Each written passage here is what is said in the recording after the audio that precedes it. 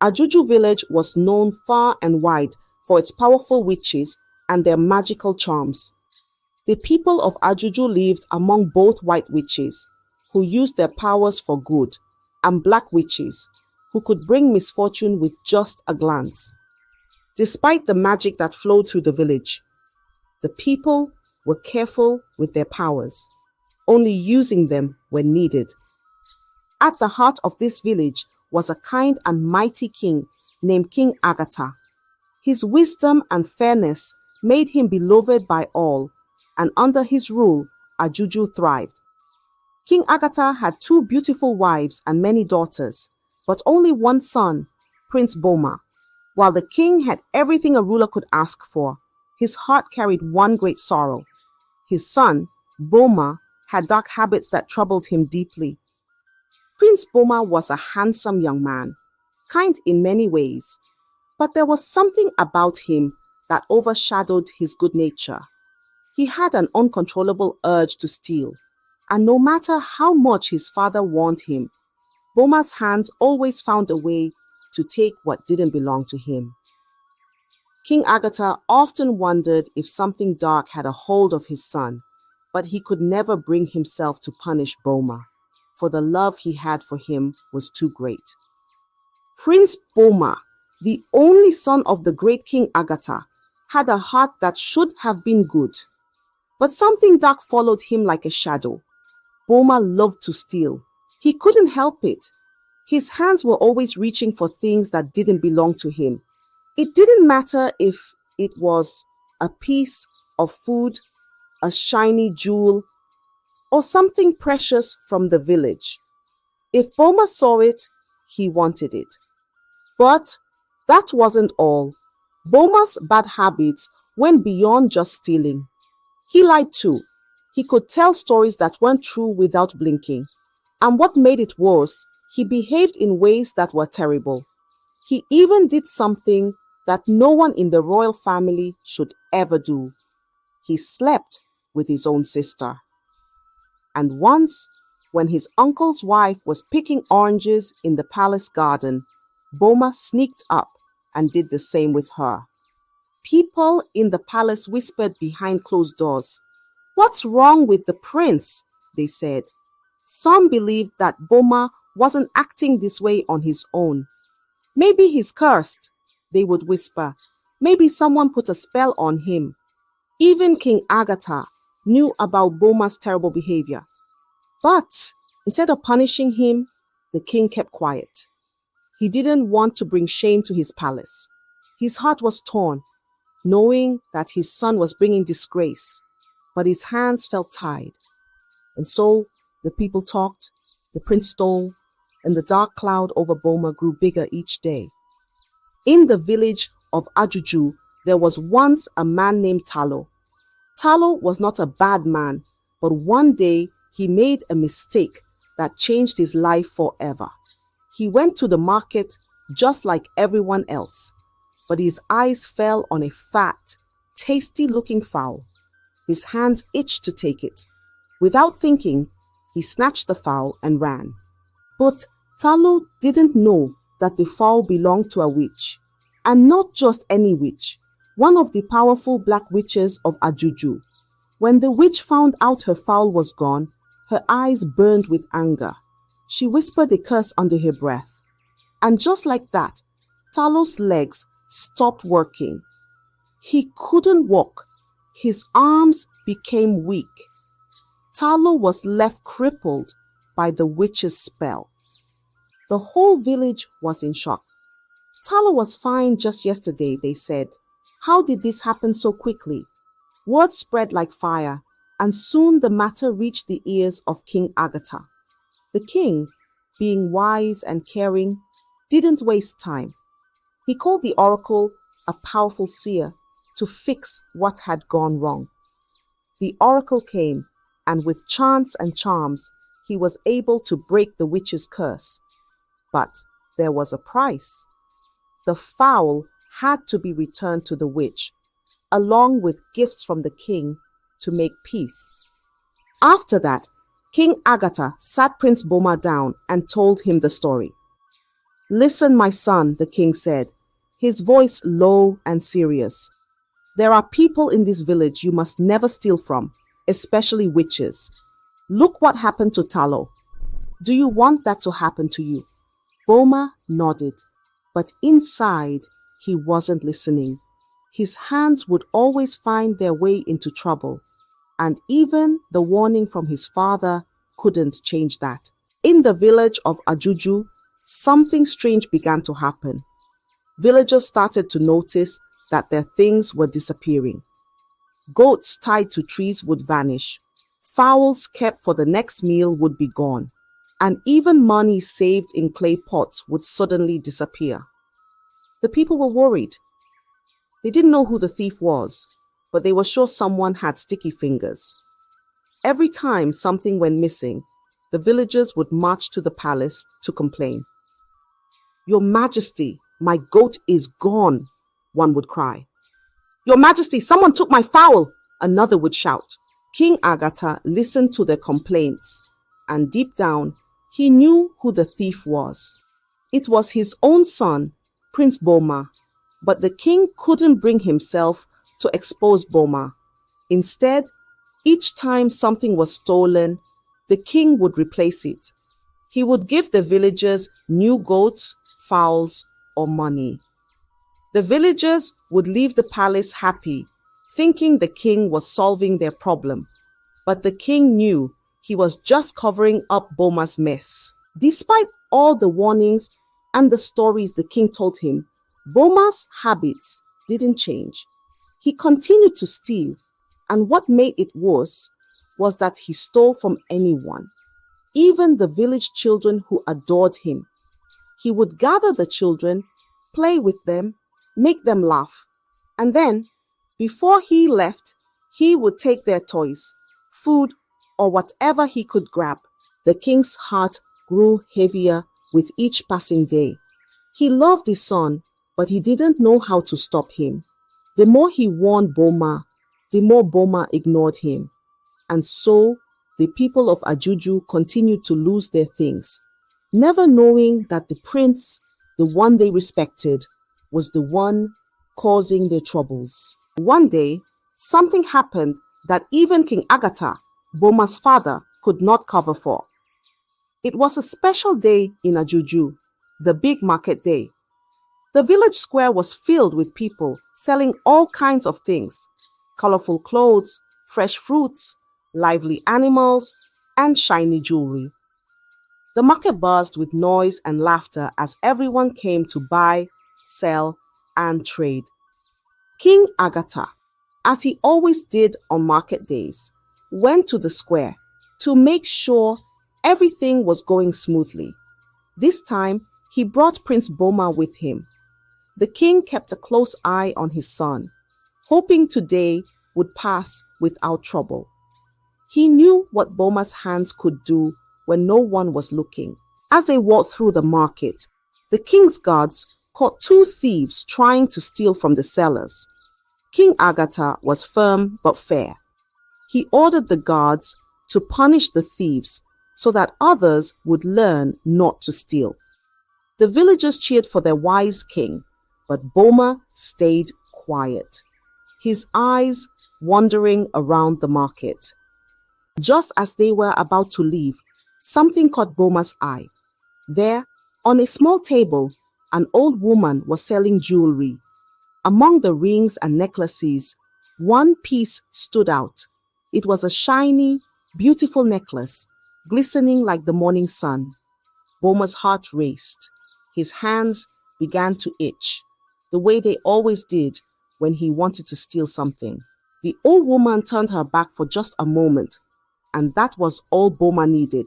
Quick as lightning, he snatched the necklace and disappeared into the crowd. The old woman didn't even notice, but Boma was gone, the stolen necklace tucked away in his clothes. King Agatha didn't see what happened, but he had a feeling in his heart. He knew his son well, and he knew trouble was not far behind. As the market continued to buzz with life, no one yet knew that a storm was brewing, and soon the peace of the market would be broken. Not long after Boma slipped away, the old woman turned back to her table and noticed something was missing. Her heart sank. The most beautiful necklace, the one that shone like the sun, was gone. She looked around in confusion, but she didn't see anyone near her stall. Then she remembered. The last person she saw before the necklace vanished was Prince Boma. With a loud voice, the old woman cried out, "Thief! Someone has stolen my necklace." The market came to a stop, and all eyes turned toward her. She pointed in the direction Boma had disappeared and said, "It was the prince. Prince Boma took my necklace." The villagers were shocked. "How can you say such a thing?" they murmured. "Prince Boma is the king's son. He wouldn't steal." But the old woman stood her ground. "I'm not lying," she said firmly. "He was the last one at my table, and now the necklace is gone." Many people shook their heads, refusing to believe her. "The prince wouldn't do such a thing," they said. "He's royal." But a few whispered to themselves, remembering how things had been going missing in the village. Could it be true? Could the prince really be the thief? King Agatha, hearing the commotion, stepped forward.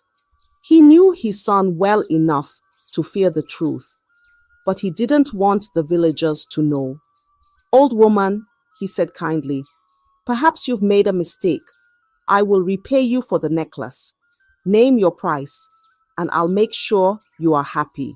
But the old woman shook her head, her voice strong and determined.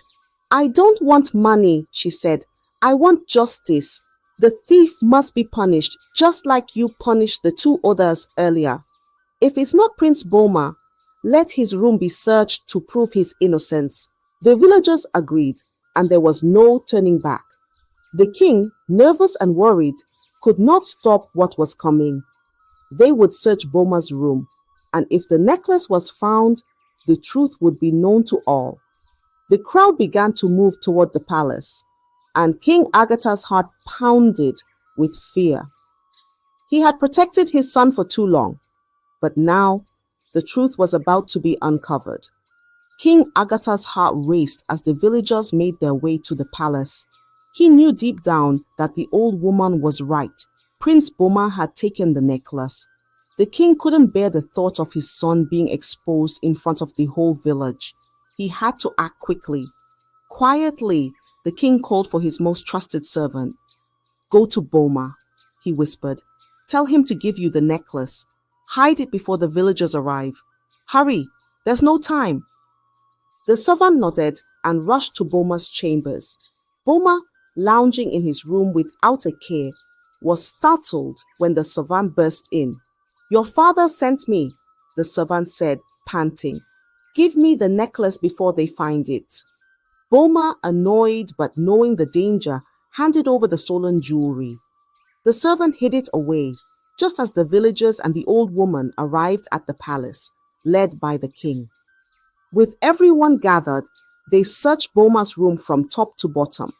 They looked under his bed, inside his drawers, and even in his shoes. But the necklace was nowhere to be found. The villagers began to murmur. Maybe the old woman was wrong after all. King Agatha, pretending to be surprised, turned to the old woman. "You see, there is nothing here," he said, trying to sound kind but firm. "You have falsely accused my son." The old woman's face turned red with frustration. She knew the prince had stolen her necklace, but there was no proof. The king, wanting to end the matter quickly, declared that she must be punished for accusing the prince. "You will sweep the market for 7 days," he ordered. The old woman was humiliated in front of everyone, forced to sweep the busy market while people whispered and pointed. But what no one knew was that she wasn't just any old woman.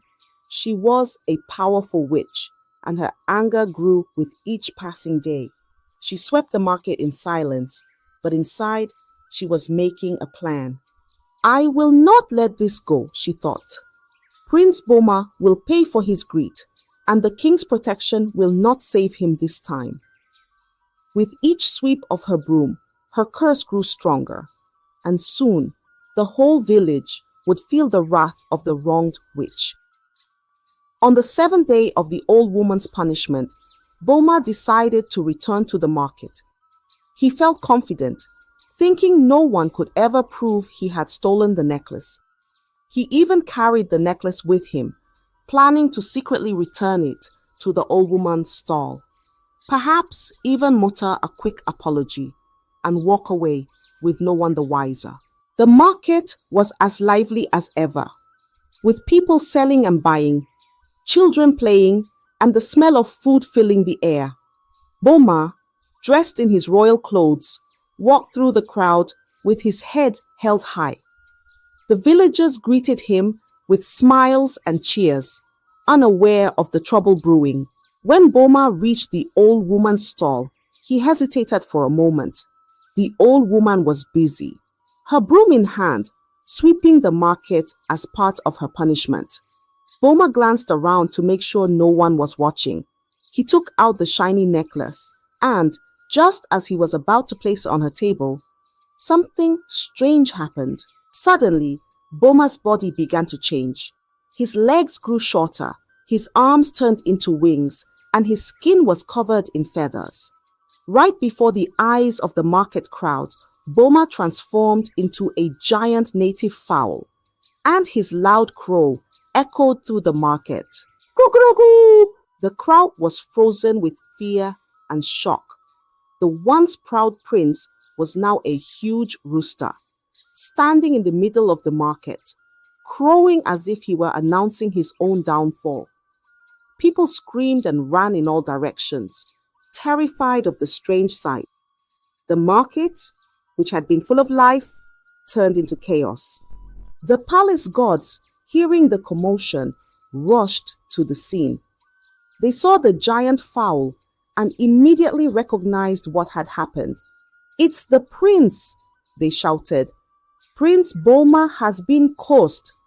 Quickly, they grabbed the rooster prince and hurried back to the palace, the villagers watching in horror and confusion. News spread fast, and soon everyone knew that Prince Boma had turned into a giant fowl in the middle of the market. The grand market day that had started with laughter and joy ended in fear and confusion, as the prince who once stole without care now found himself trapped in the body of a crowing rooster. Back at the palace, chaos filled the air. King Agatha sat on his throne, his heart heavy with fear and confusion. His only son, Prince Boma, was no longer a man but a giant crowing fowl. The palace was buzzing with whispers, and no one knew what to do. "Summon the oracle," the king ordered. The oracle was a wise man who could see beyond what normal eyes could see. He was brought to the palace quickly, his face calm but serious. He studied the crowing rooster, which was once the prince, and nodded slowly. "This is the work of a black witch," the oracle said, his voice echoing in the room. "Prince Boma has been cursed, and only the one who cast the curse can undo it." The king's heart sank. "Who could have done this to my son?" he asked, his voice trembling. He had protected Boma for so long, and now it seemed his protection could not stop what had happened. As they were all thinking, one of the palace guards stepped forward, his eyes wide. "Your Majesty," he said, pointing to the rooster's neck, "there is something you need to see." The king leaned closer, and there, hanging around the rooster's neck, was a shiny necklace, the same necklace that had caused all this trouble. The guard looked closely and gasped. "I know this symbol," he said. "It belongs to Nana, the old woman who was sweeping the market." King Agatha's eyes widened in shock. Nana, the woman they had punished, was no ordinary market seller. She was a powerful witch, known to the village but respected for her quiet life. Without wasting any time, the king and his guards rushed to Nana's small hut at the edge of the village. When they arrived, Nana was sitting calmly outside as if she had been expecting them. The king knelt before her, his face full of worry. "Please, Nana," he begged. "Is this your doing? Did you curse my son?" Nana nodded slowly, her eyes sharp and full of knowledge.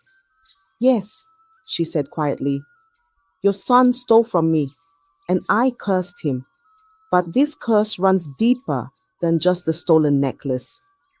The king, trembling, asked, "What do you mean?" Nana, with her eyes full of wisdom, stepped forward. "Listen carefully," she said, her voice commanding silence. "The thefts, the lies, the disgrace. It was not Boma's doing alone. He was cursed from birth. His hands were made restless by someone close to you, King Agatha." Gasps filled the room. The villagers looked at one another in shock. How could this be? The prince's troublemaking wasn't his fault all along. The king's face turned pale as Nana's words sank in. "The curse was placed by someone in your palace," Nana continued, her voice strong. "Someone who wanted the prince to bring shame and sorrow to your heart. This person hides among you." The room fell into deep silence.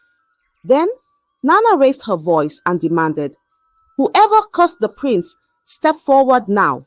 Confess your wrongdoing, or the curse will never be lifted." The crowd shifted uncomfortably. No one moved. Nana repeated her demand. "Whoever cursed Boma, step forward now, or face the wrath of the spirits." Still, no one stepped forward. The tension in the room grew so thick that it felt like the walls were closing in. Finally, after the third demand, there was a small, trembling movement. All eyes turned toward the king's favorite wife, Uloma. She stepped forward, her face pale, her hands shaking like leaves in the wind. The king's eyes widened in disbelief. His beloved Uloma. How could this be? With a voice barely above a whisper, Uloma spoke.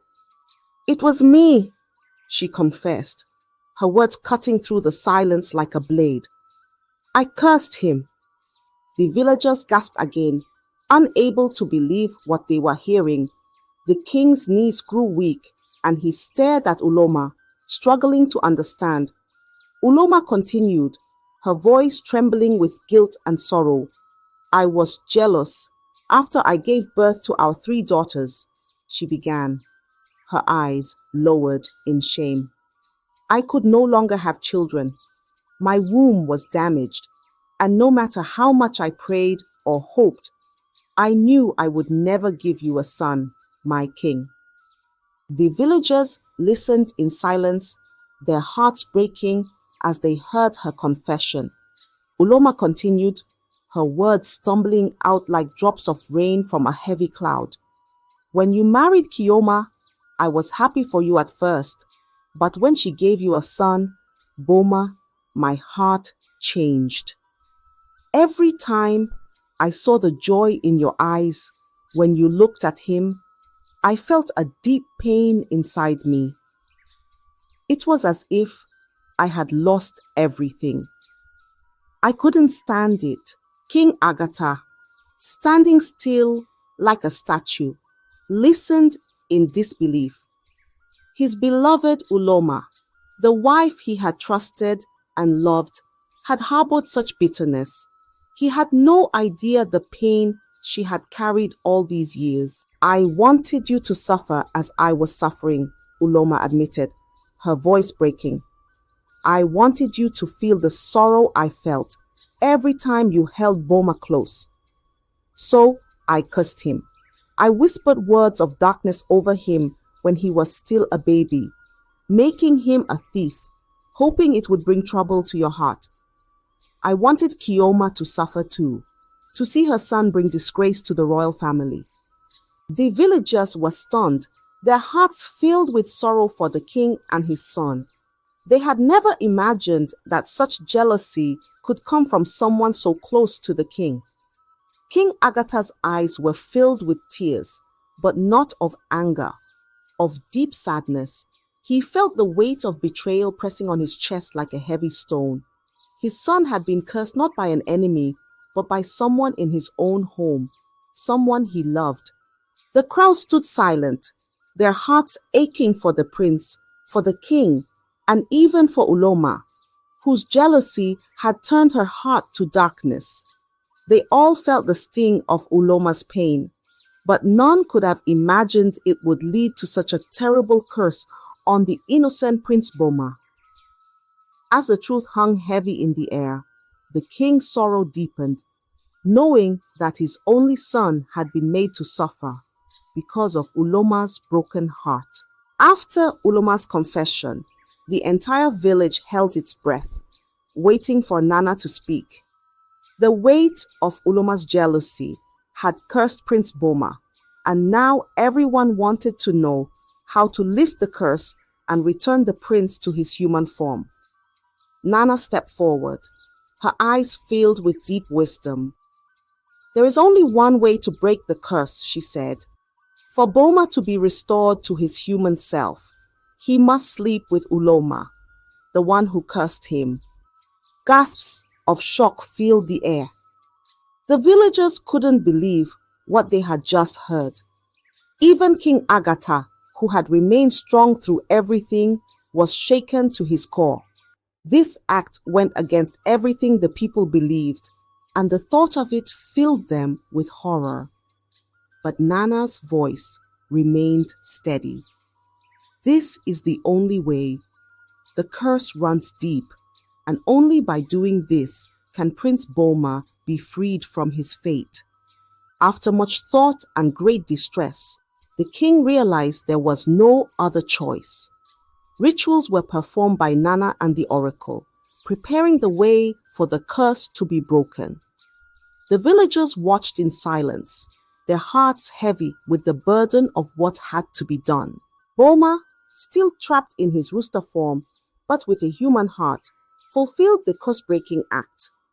Though it was an unspeakable act, it was necessary. When it was done, Boma began to change. Slowly, his feathers fell away, his wings turned back into arms, and his legs grew strong again. Finally, his rooster head transformed back into that of a man. Prince Boma was human once more. The villagers rejoiced, their cries of joy echoing through the village. Boma, overwhelmed by everything that had happened, returned everything he had ever stolen. The goats, fowls, money, and jewelry all found their way back to their rightful owners. Peace was restored in Ajuju, and the darkness that had hung over the royal family began to lift. Though the curse was broken, the story was far from over.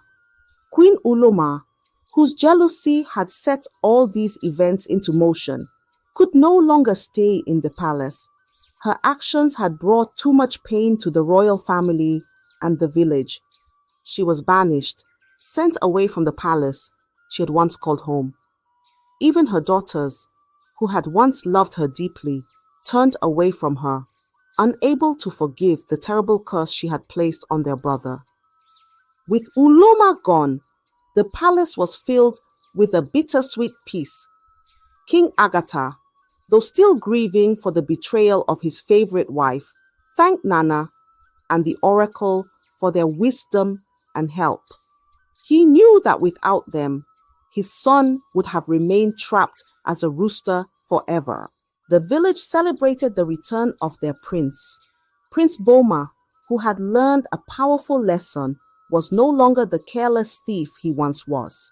His heart was changed, and he now understood the importance of honesty and respect for others. The villagers too forgave him, knowing that his actions were not his own, but a result of the curse placed on him from birth. For generations, the story of Prince Boma, who turned into a rooster in the middle of the market, was told throughout the village. It became a warning against jealousy and betrayal, a reminder of how one person's bitterness can destroy the lives of others. And so, Ajuju returned to its peaceful ways, the tale of the cursed prince lingering in the minds of the people like a shadow, always reminding them of the dangers of jealousy and the power of forgiveness. I hope you enjoyed the story. If so, please like the video, comment what you learned from the tale, and don't forget to subscribe to the channel for more enchanting tales just like this one. Thank you.